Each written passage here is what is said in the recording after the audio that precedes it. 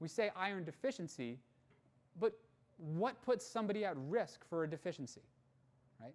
Just everybody sitting in this room, who's more likely to have a deficiency in iron than someone else?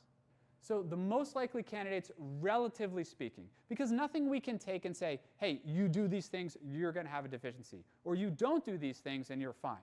We can't say either of those. So relatively speaking, for sure. Insufficient dietary intake or insufficient sources. So if someone is a vegetarian, by default, they have fewer choices of heme iron to eat, right? It doesn't mean that vegetarians are deficient in iron. Nobody should take this and take that takeaway from this. It's just saying they have fewer choices. So if they're not unlocking some of the non-heme iron with vitamin C, and they're not getting those sources of meat, which obviously they're not, that's something to consider. And then that individual is also an endurance athlete, and they're a runner, and they're constantly undergoing hemolysis, right? And they're having blood loss. Additionally, blood loss due to the menstrual cycle makes women far more likely to have an iron deficiency than men.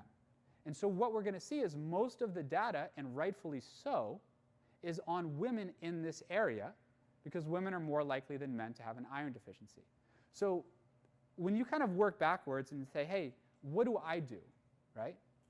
Well, if you're a strength athlete and you're a male and you are pretty young and you're eating a lot of meat, highly unlikely that an iron supplement is for you, right? In fact, it should be probably the furthest thought from your mind.